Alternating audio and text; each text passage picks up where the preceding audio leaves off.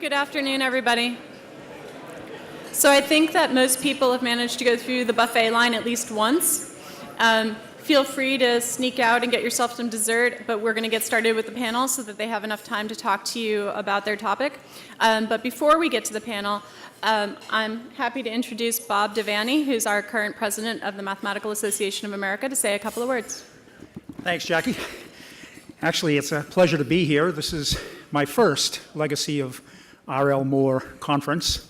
I've got to admit, I've really enjoyed hearing all the diverse opinions, wonderful ideas that are coming out of this audience. I'm also quite impressed by the collaboration that I'm seeing between Mr. Lucas, the EAF, and the MAA, particularly on the CUPM, which we'll hear a lot more about today.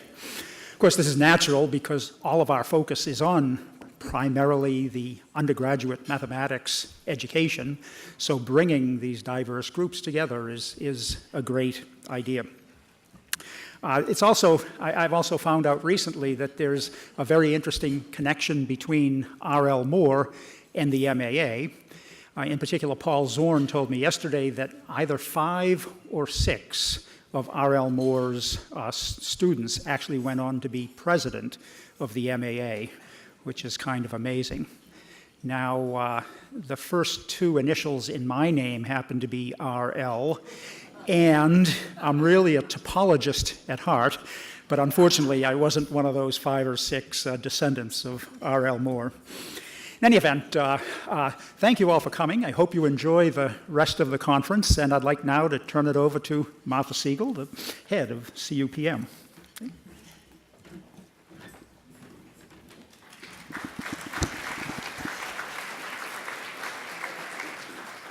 Thank you, Bob. I have to say that when he says Martha Siegel, I know exactly where he's coming from. So I'm very happy to be serving as chair of the MAA Committee on the Undergraduate Program in Mathematics, sometimes called CUPM, sometimes called CUPM. I'm not sure ever which is the classic and which is the new. But this committee has a very active agenda.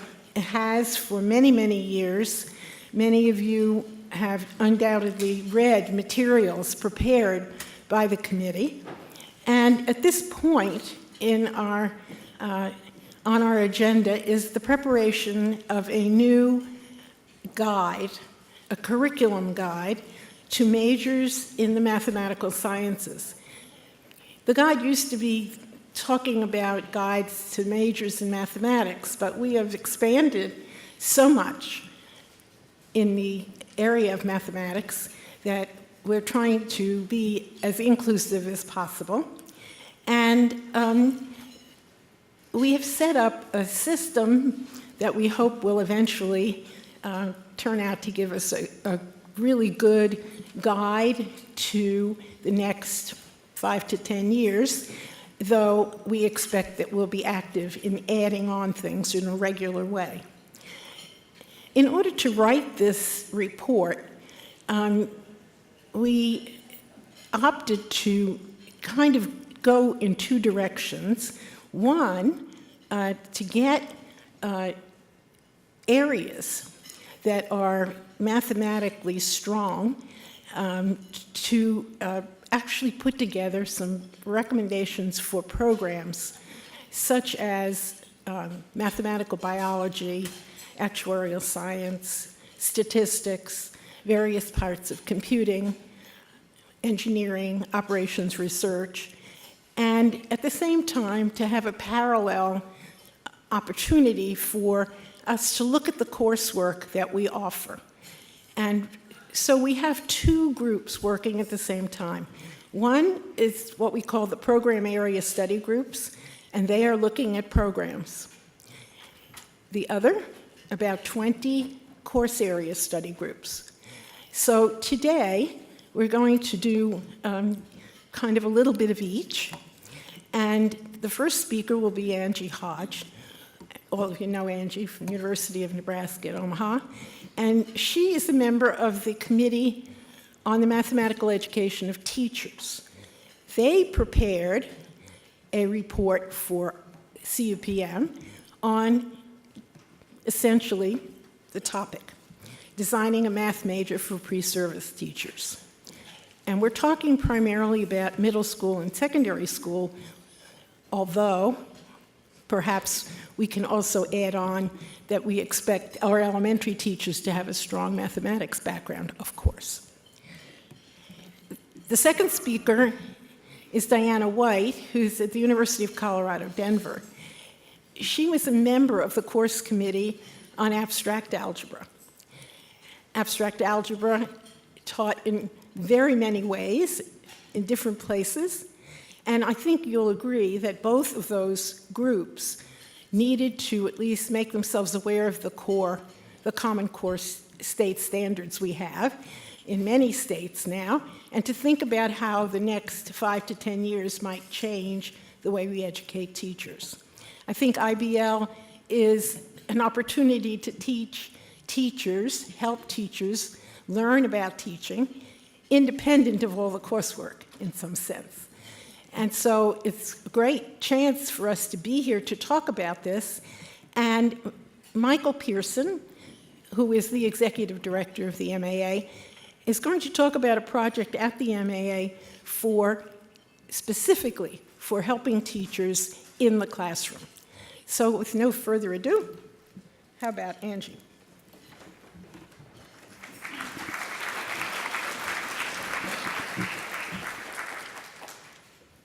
Okay, as Martha said, I am a member of COMET, and if you're not familiar with COMET and you're a member of the MAA and want to become a part of a committee and are interested in the education of teachers, it's a good committee to be on. You get to give feedback to a lot of different groups, including the CUMP document.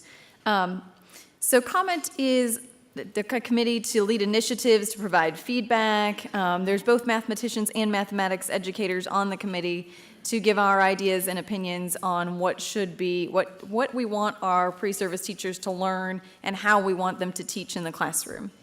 Here's COMET's role on the CUPM document was to review what had already been written, to do a lot of the writing, and to edit and give recommendations for those pre-service teachers. And a lot of the work I did with Beth Burrows and Alan Tucker, it did go out to the whole group, but the three of us did the majority of the writing, editing pieces of that. And so even though they're not here today and Beth had to leave early, this was written in conjunction with them as well, these slides. So first of all, there's some programmatic differences in the recommendations coming out for the secondary teachers. What you'll read when you see the document will sound more like a professional program, as if for nursing, doctors, versus a liberal arts major. And they talk about the math major currently being more of a liberal arts major, where you're preparing them to learn in all different areas. This is a very focused set of courses specifically for teachers. Also, the GPA entrance exam, some schools individually have entrance requirements. This may seem high to you, but that's actually their recommended starting point of 3.0. And in the document, it says we'd like that to actually get higher as things go on. So that goes with that professional program, making sure the people in the classroom are really good at what they're doing, and we hold high expectations for our future teachers. And courses should be viewed as a way of learning and a way of seeing their future work modeled.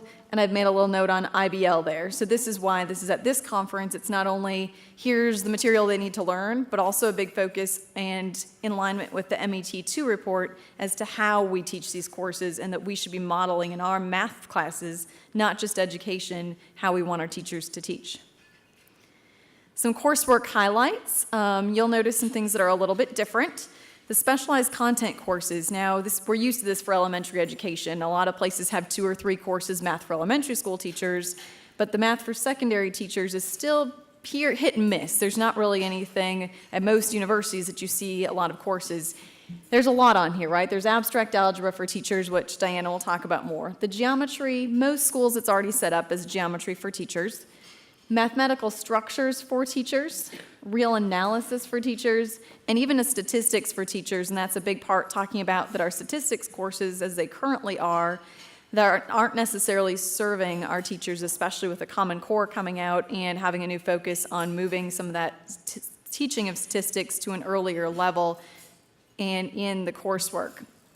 Supporting area coursework, also something different. There's specific courses that they recommend in that liberal arts portion that apply to the application. So if you've read any of the literature on pre-service teachers, a lot of them say, and if you've taught any course, when am I going to use this math? When am I going to use it? And I think we're all just as guilty as not knowing exactly when you're going to use it. So in these recommendations, they say our teachers should take physics courses. Our teachers should take a computer science course, and a second science course should be required. And then lastly, something very different, an economics course as an application to math.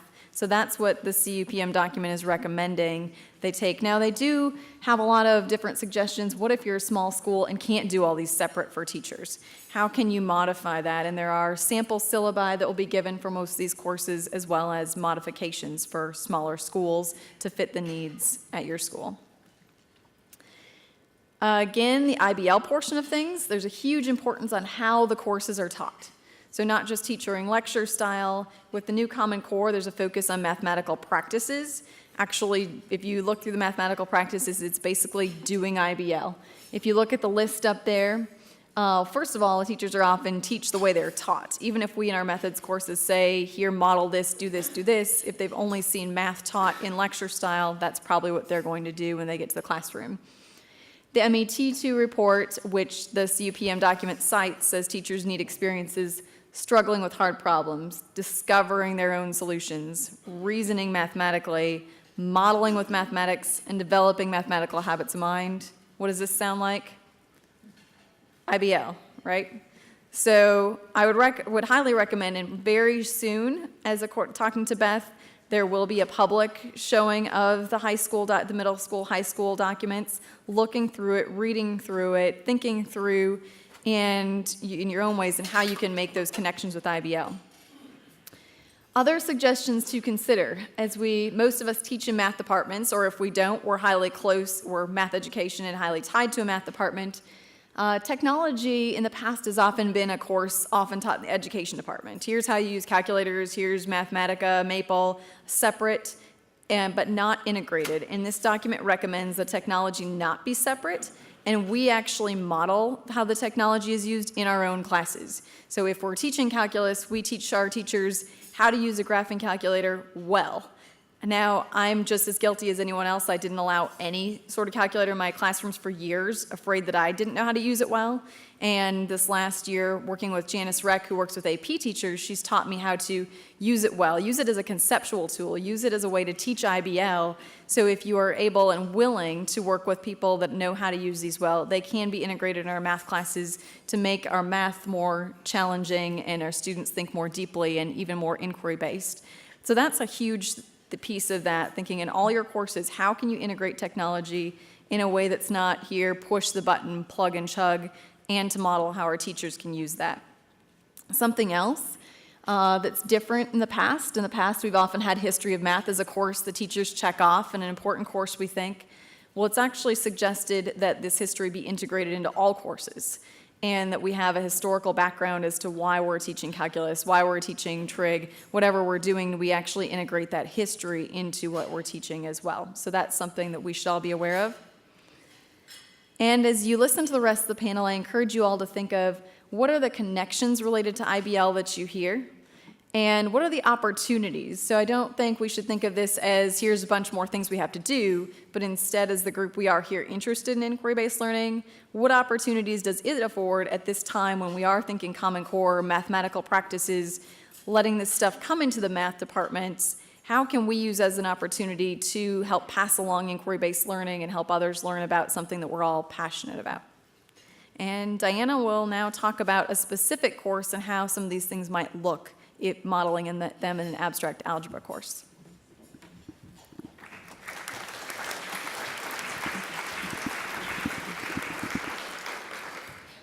Thanks, Angie. So I was part of the abstract algebra working group related to this. Let's get things going here. Our group members are listed on the board. Martin Isaacs was our chair, Patrick Balls. Tom Judson is actually here. Tom, if you would raise your hand back there. So he's another person you can talk to if you have any follow-up questions later. Harriet, I just realized I've never pronounced her last name before. Polachek, thank you. And myself from the University of Colorado, Denver. So we really built actually with no intentionality on a lot of the same ideas that Angie just presented, but in a abstract algebra specific context. And our task was much broader. It wasn't specifically to deal with the mathematics education of teachers. It was to address modern algebra in the math major. But I'll focus today a little bit more specifically on the piece relating to teachers. So some guiding principles. We didn't actually come to a lot of consensus that this, and this should be done.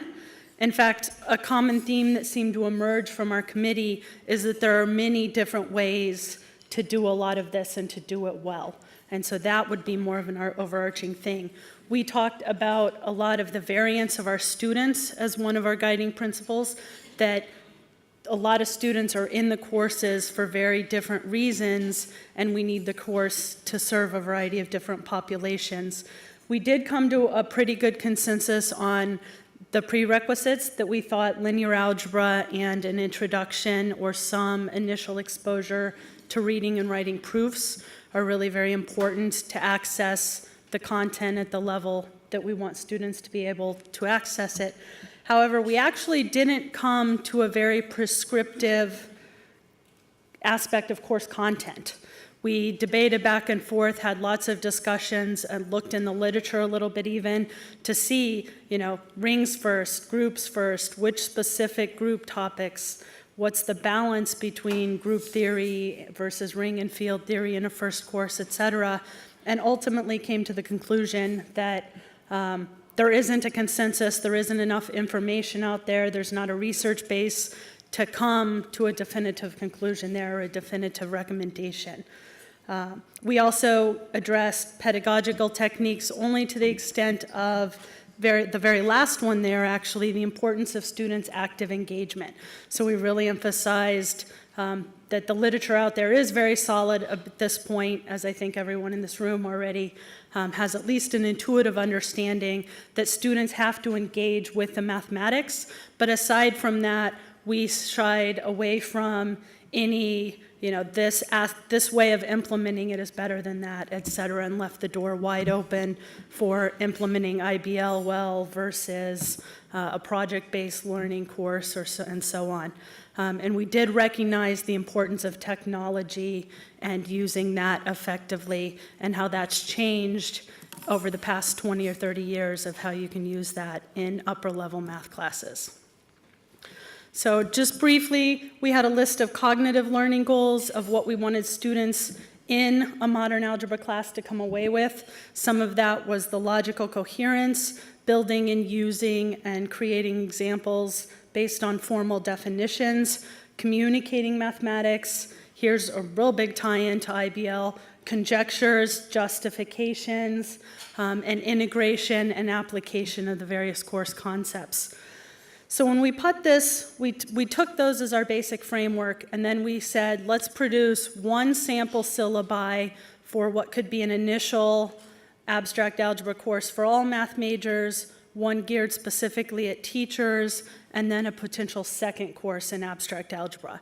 And we emphasized that these were just illustrative syllabi and not, here's exactly what it should be. So we called it Algebra E, I think for education related to teachers. And so we put together a one-semester course, a potential syllabi for a one-semester course for future high school teachers.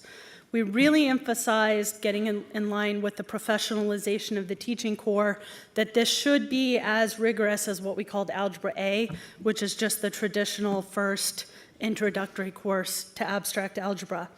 And we looked very heavily, and all of our recommendations align with those of the Conference Board of the Mathematical Sciences, Mathematical Education of Teachers 2 document. It was in draft form when our committee was doing its work. It's now out and in final form. And along those lines, it's with future teachers, there's a heavier need for a focus on rings and fields. Not to say groups aren't important, and there's a lot of important things that indeed need to come out, but the connections with the high school mathematics are stronger with rings and fields. So to give you an idea of some sample connections that we addressed that could be illustrated to the high school mathematics, a couple of them there. Isomorphism between the additive group of real numbers and the multiplicative group of the positive real numbers. So they've been given by the exponential and logarithmic functions. So students have been working with exponential and logarithmic functions since high school, but how does that connect up to modern algebra?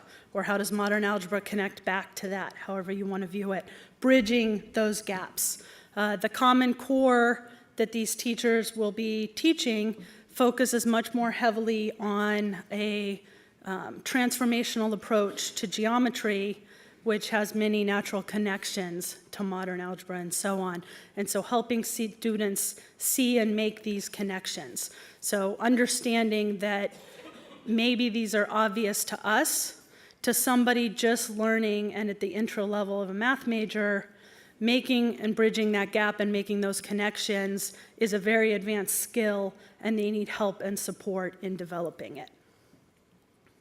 One more example that I think is nice is the arithmetic in Z versus Z mod N.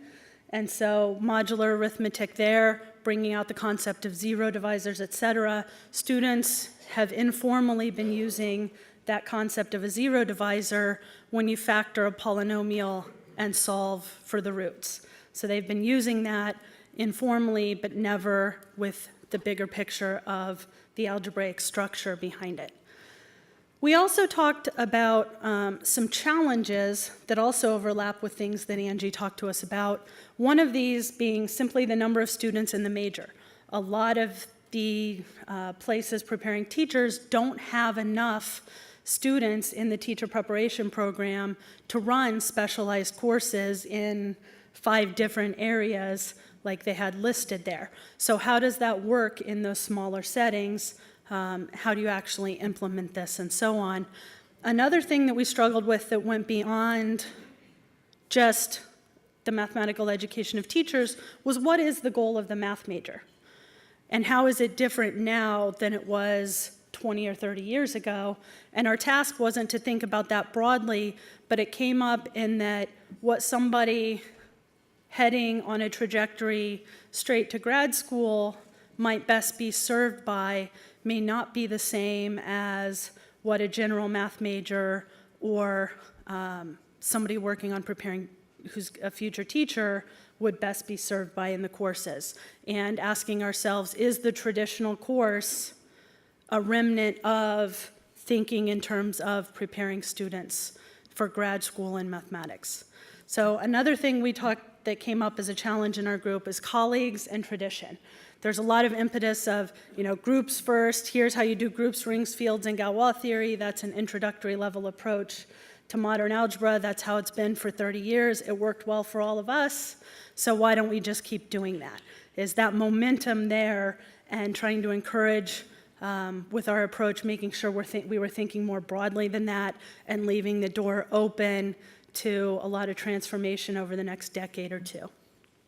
So some probing questions. So I'll add one more challenge here that came up in my mind when Angie was talking, and that's a challenge that is perhaps not unique to modern algebra, but certainly came up, and it's very heavily a challenge in the CBMS guidelines on this topic as well, is the overlap of different areas. And that can get addressed via a capstone course or an integrative course of some type, but for example, modern algebra, and especially the modern algebra relevant for future teachers, overlaps very heavily with aspects of complex analysis, with aspects of geometry, with aspects of number theory, and then the modern algebra content itself.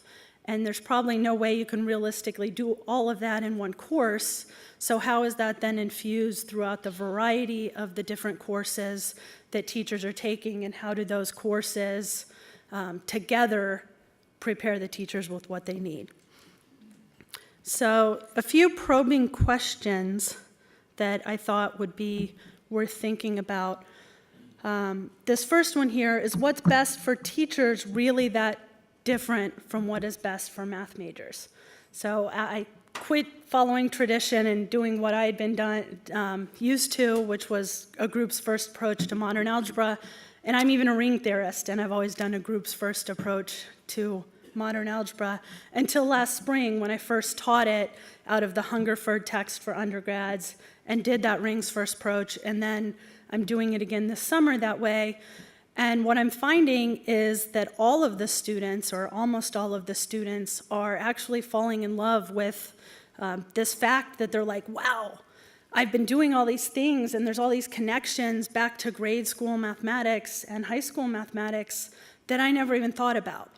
And so the question that raises in my mind is, what we're proposing for teachers really perhaps something we should be considering for all the math majors in some of these cases.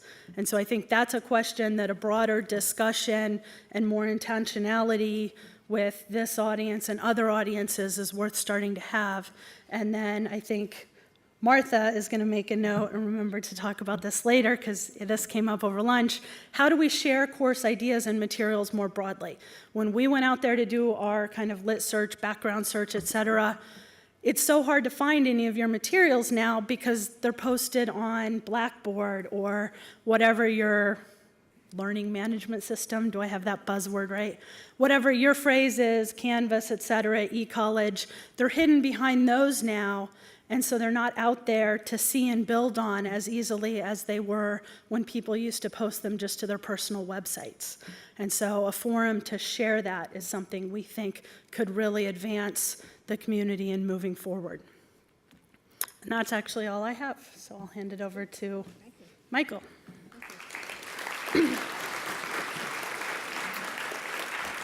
Take this away now so I don't forget.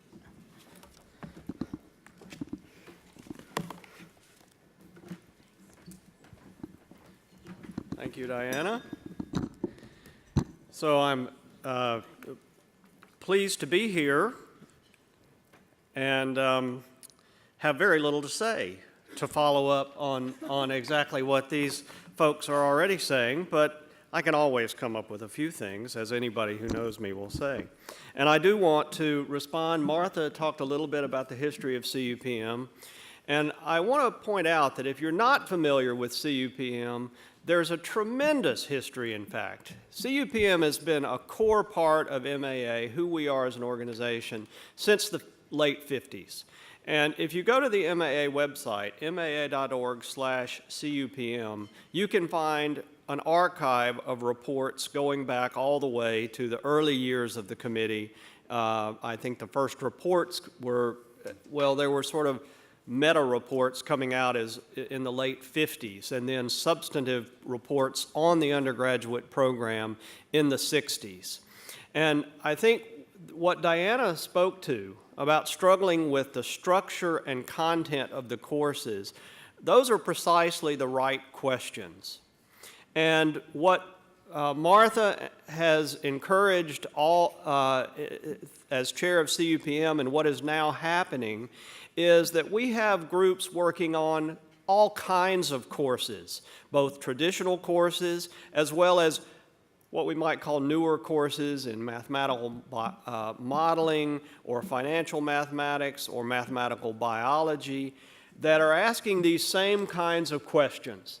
What's the right structure of the course to engage the students, to actively engage the students, to help them make connections between what they walk in the door knowing and what we want them to know when they walk out the door? What new information or what new knowledge, what new skills do we want them to have when they walk out the door? So these are critical questions that I think it's important for us to engage in. We can't take for granted that if somebody says, I'm teaching linear algebra, that we know what that means.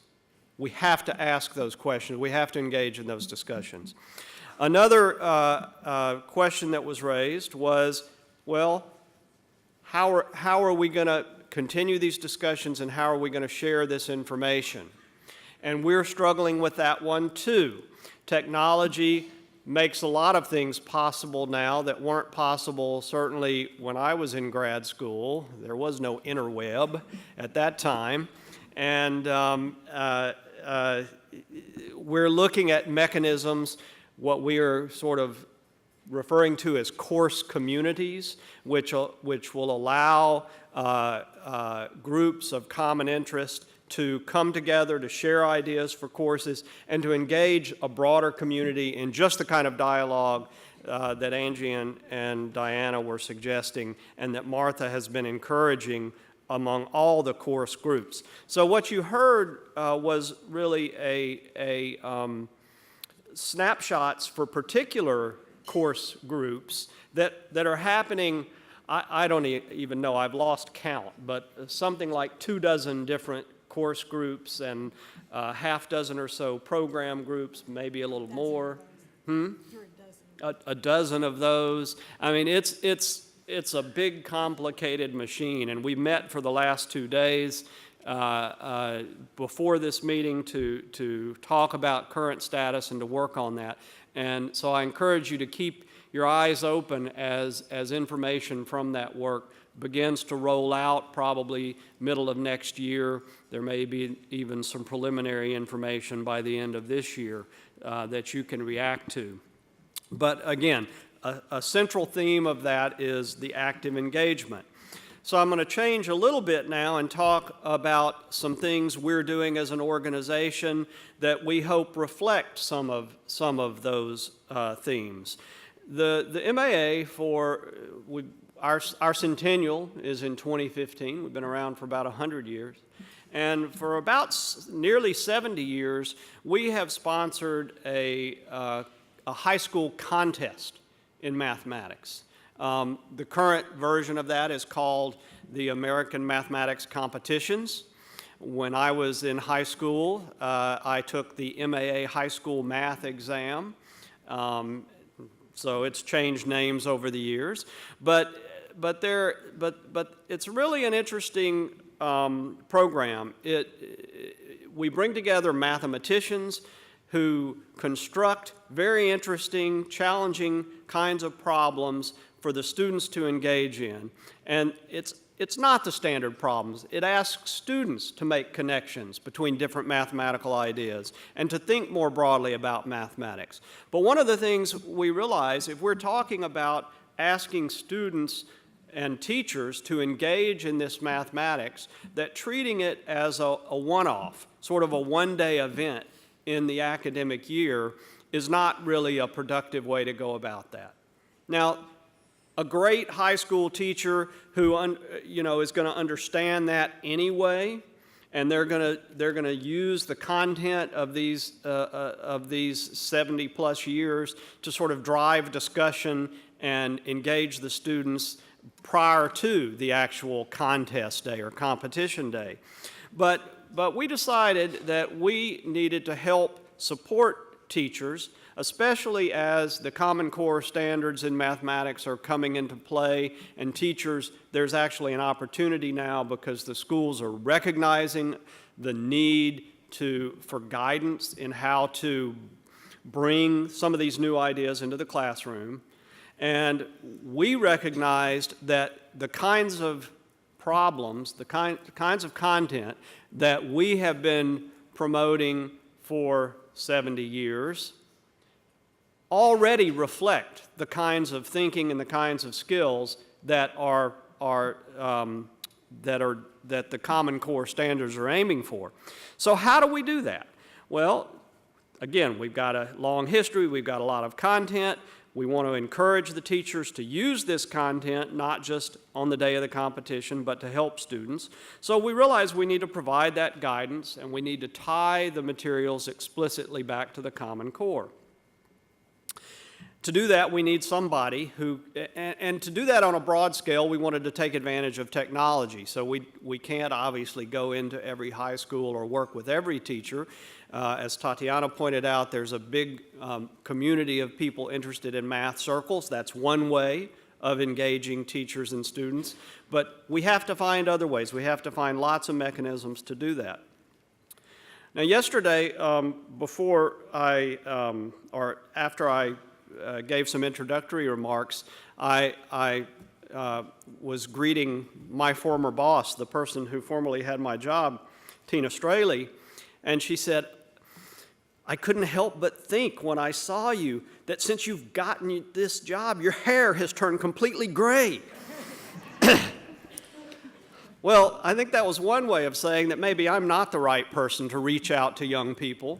And I had the advantage last year of being able to bring James Tanton to the MAA, and he's with us half-time as mathematician in residence, but primarily he came on board to work on this idea, to think about how do we, the MAA, provide better guidance and support to that community, the community of high school, of in-service middle school and high school teachers, and support the kind of engaged learning I want to talk that I was talking about.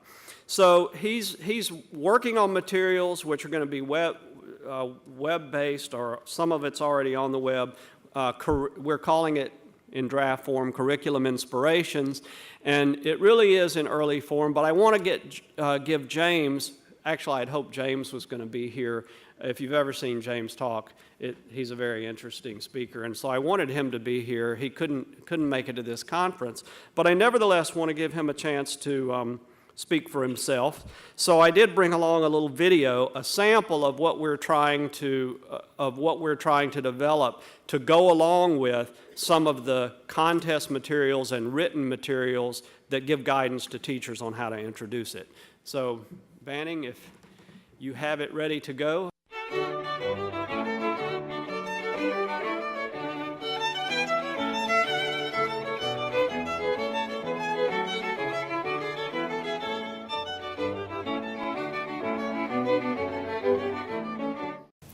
G'day, welcome to another curriculum burst.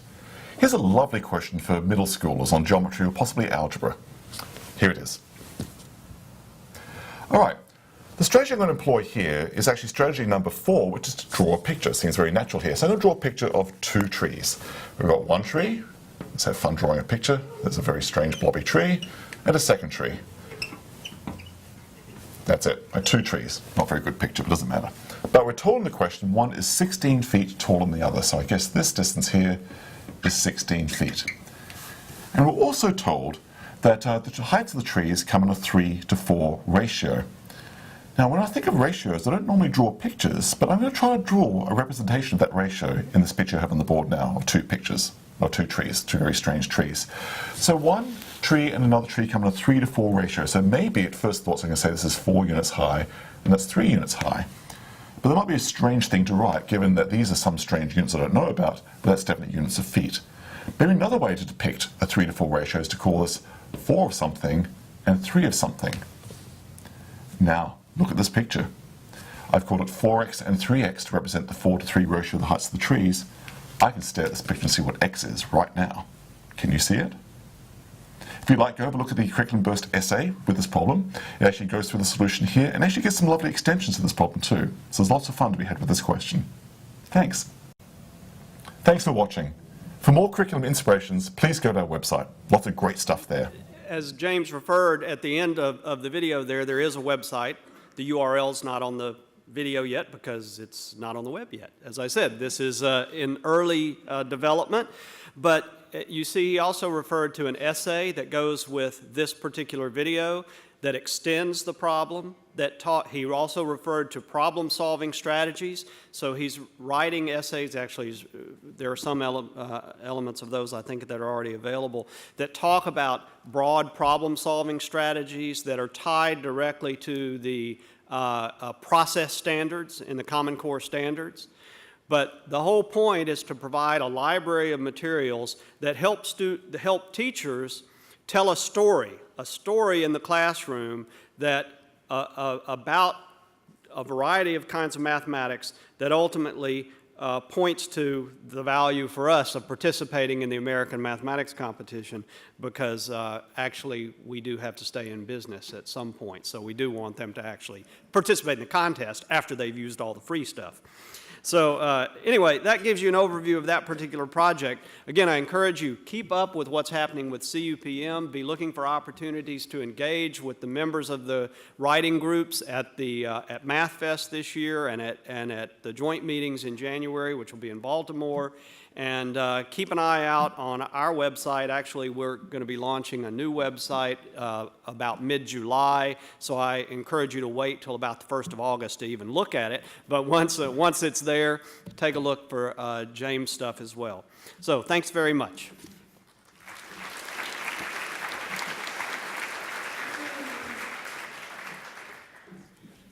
I think you can see the vitality of the people involved in putting together some of these materials. I particularly want to thank the CUPM Steering Committee. I see Carol's walking out, but don't let her go. She's really co-chairing the group with me. You can go, it's okay.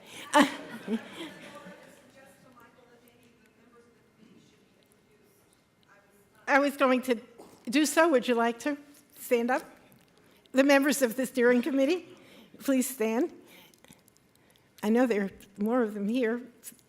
So we have some people in the back, Jenna Carpenter and Paul Zorn and Mike Starbird and Carol Schumacher and Betsy Yannick. I think you know most of them.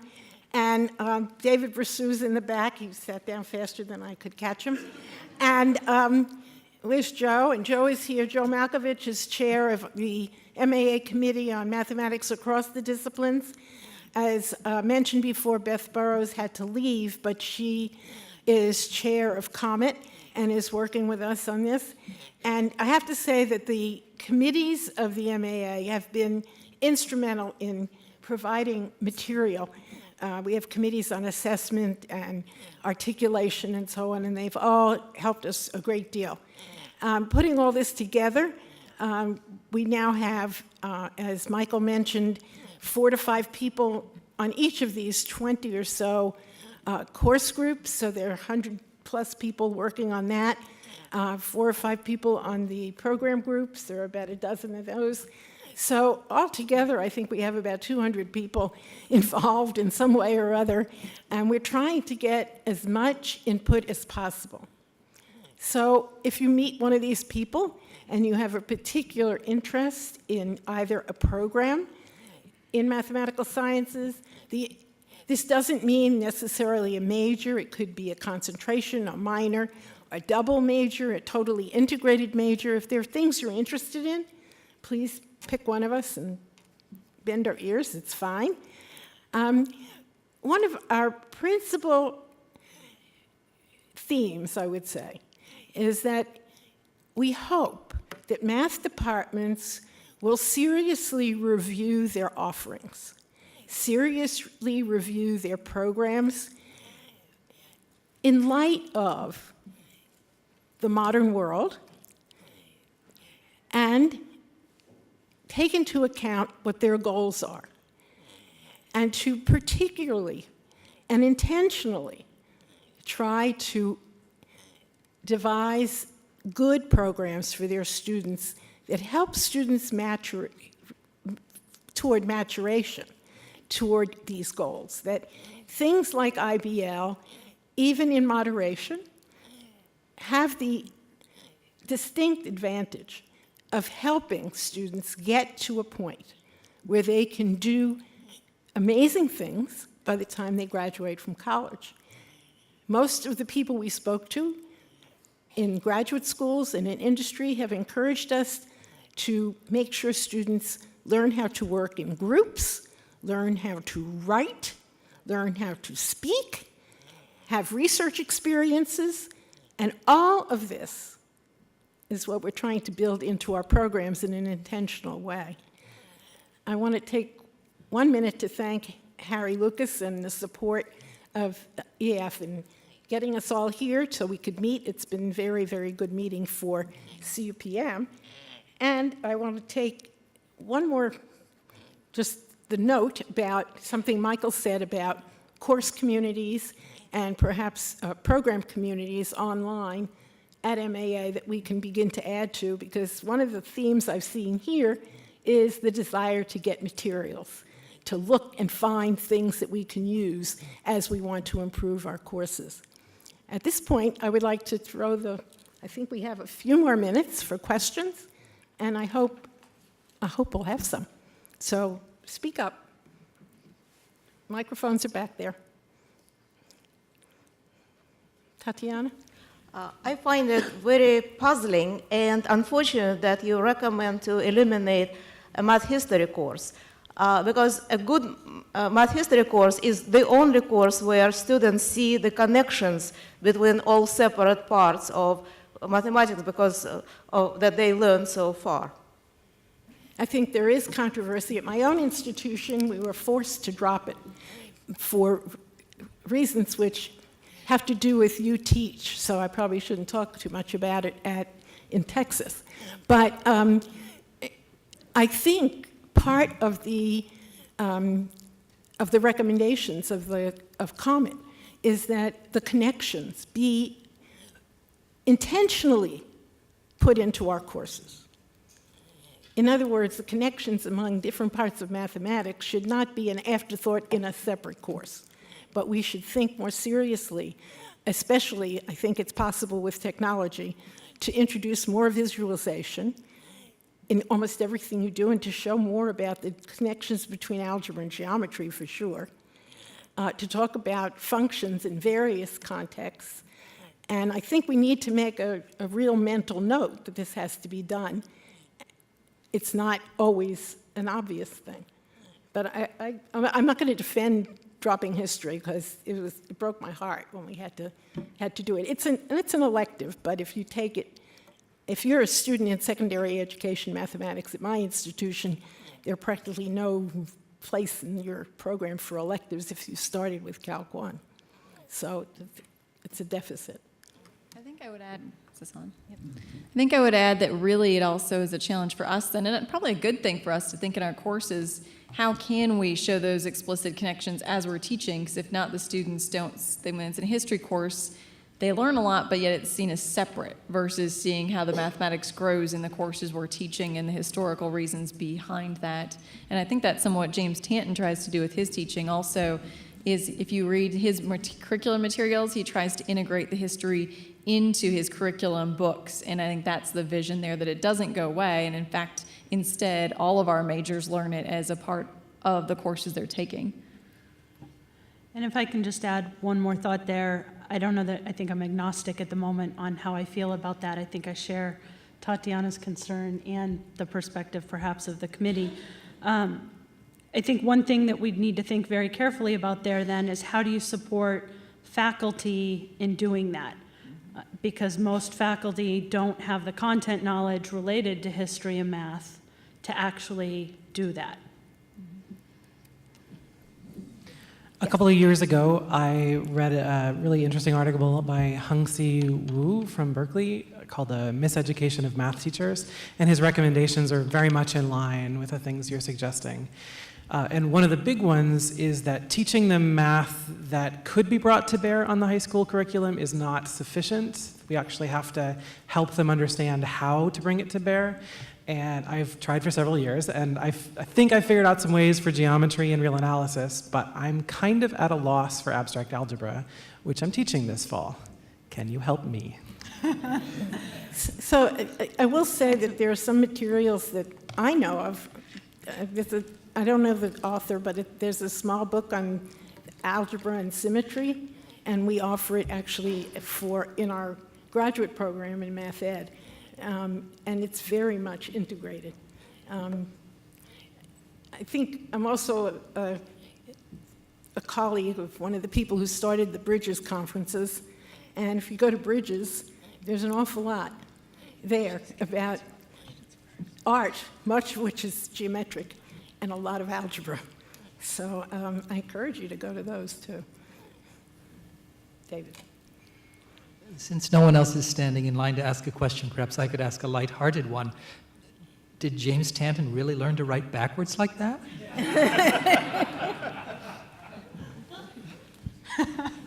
No, and I'd also point out he's right-handed.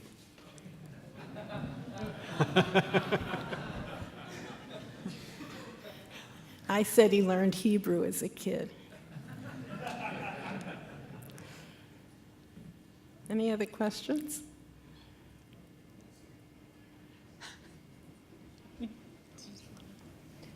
So we're in the process of thinking about what our, so in the state of Connecticut, you cannot get an undergraduate degree in education. So I have math majors who will then go on and get a Master of Arts in Teaching. For our secondary teachers, they'll take 4 more content classes, and we're in the process of thinking about what those would be and what they should look like. So I saw the list that you had that had the basic, these are the courses we definitely want our teachers to have. What got cut, or what should we think about for those 4 more content courses? I guess I don't know what you mean by what got cut. Do you mean what was added? So you guys had a list of they definitely should have geometry, they should definitely have Right. stats. What was So they're on all your wish courses- list that? Yeah, courses we saw them taking already, abstract algebra, but hoping that if you have the resources, you have an abstract algebra for teachers. Probably the one that was on there that was different from the normal coursework is a mathematical structures course. And that some places are starting that. It's almost like a math for elementary school teachers condensed into one semester to really think about the structures behind the number system, the fractions, that sort of piece in there. And the stats is huge. That was one of the biggest recommendations, is that we have a stats course that our teachers can make use out of, not the generic stats course we give to everyone, something they can take back to their classes. So I'd encourage you when it comes out to look through the description to see what your state, with the state standards, what fits in with that. We kind of think they're all important to get as much as you can of the content going, looking at it, how it would apply to the high schools. Did that answer your question? I'm not sure if it did. There's still, of course, the standard math major stuff. Right. And, calculus, linear algebra, I think it's Yeah. all in there. It's not that they've been cut. I just didn't list all those in I guess there. I'm suggesting beyond 4 years of a math major, we get 4 more content classes. What should they be? I mean, modeling. Definitely. Discrete mathematics. I would suggest taking a good look at what your math major, what these students already have in their math major, looking at, say, the CBMS recommendations for the mathematical preparation of teachers and seeing where the gaps there might be. And the MET2 report until Yes. the CUPM one comes out, because they're very closely in line, and they're aligned with the Common Core as well. I should also, maybe we should, this is embarrassing because I didn't tell her I was going to call on her, but Jenna, is Jenna still here? So Jenna actually knows quite a bit about engineering and the introduction of engineering into the high school curriculum. Do you want to say 1 or 2 words about what the math department might have to do with that? You can come to the microphone. And then after this one, since I am sort of timekeeper also, we'll probably have to wrap up. Just briefly, there are standards about engineering in the high school levels that are being developed by various and sundry states. I'm aware of some of the folks who do this. Our math department is in a College of Engineering and Physics, so I'm in engineering and science, so I get to live with a foot in both worlds, which has actually been great. But in the engineering community and math community both, there's a little bit of concern because we don't really teach teachers to teach engineering. I mean, there aren't a lot of teachers out there who can teach engineering. And so a concern that the engineering community has is that, we don't do a fabulous job of teaching math and science in high school as it is. So we're really concerned that they're not going to do a good job of engineering because we haven't prepared them to do that. We haven't prepared teachers to do that. So there are some standards being developed to try to get teachers up to speed. And we've done a lot of things at the K-12 level with a robotics type platform where we bring teachers to campus and train them. And it has been very successful. So you can do a good job of that. But certainly that's something to keep an eye on in the future. I think our time is up, and I want to thank you all for coming and participating. And please feel free to contact anybody on the steering committee because we want to hear what you have to say. Thank you.